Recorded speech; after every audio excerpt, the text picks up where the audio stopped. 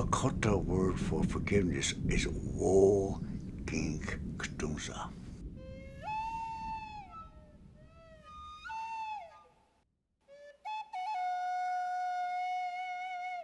I want to tell you a brief story about how I come to you here and how this staff has come to us as well.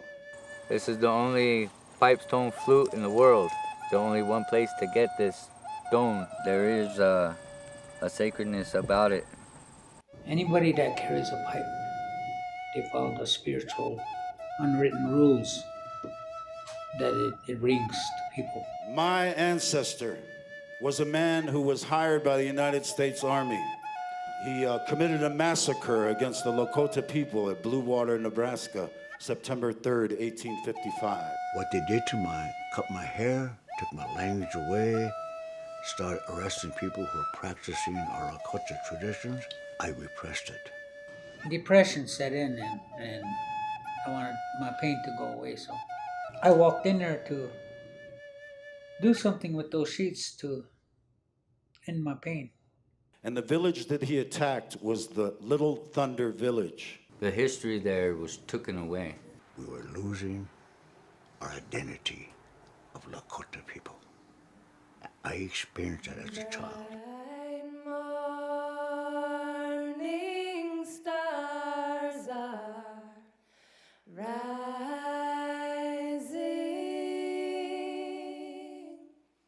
I read Lieutenant Governor Warren's narrative in the military called Day Report. The order was given to mutilate and to violate the men, women, and children. His men killed 86 Lakota women and children, more than half, and he sanitized his report. I got a call from my cousin Karen Little Thunder, and she said, "There's a descendant of General Arnie, the one that massacred our people. There's a descendant that wants to meet us." Healing is in 3 phases. First one is truth. You need to put everything on the table, not just half or 3/4, all of it. Well, my name is Paul Stover Soderman. I live in Boulder, Colorado. In an effort of forgiveness and ancestral healing, I'm standing next to the descendant of Chief Little Thunder, Mr. Donald Little Thunder, right here. Oh, relatives. My name's Donald Little Thunder. We're here at Ocheti Shakuli Camp, over here at Wahachamkawaechu. It's good for the true history to come back, because without truth, we're not going to have the healing. Being Lakota is a hard way to live, but it's a good way to live.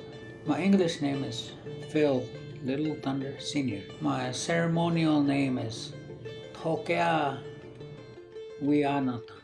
First, to run towards the sun.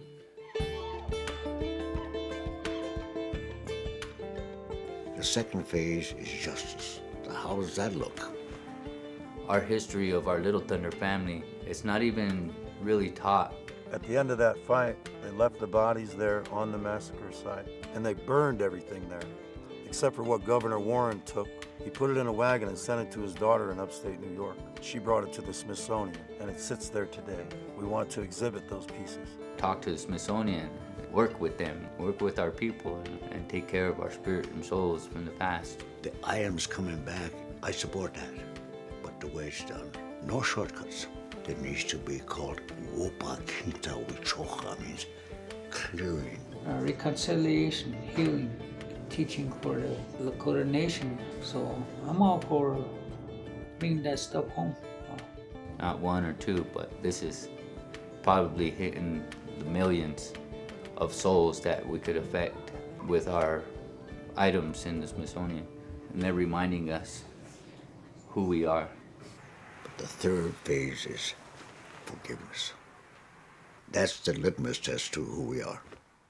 Some glad morning when this life is over, I'll fly. Little Thunder, the chief, came out and met him with a white flag and a peace medal. Harney refused to shake his hand. And Harney said, "No peace. By God, it will be war." Our people came to him, came to our grandfather in a time of need. Our people entrusted, and they said it is the voice of the people. His voice was like thunder for the people.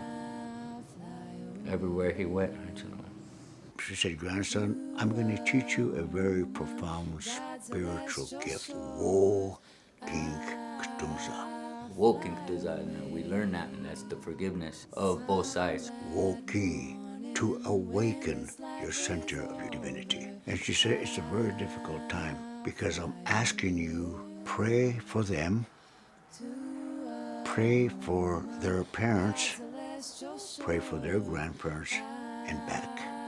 They're wounded. They don't know what they did.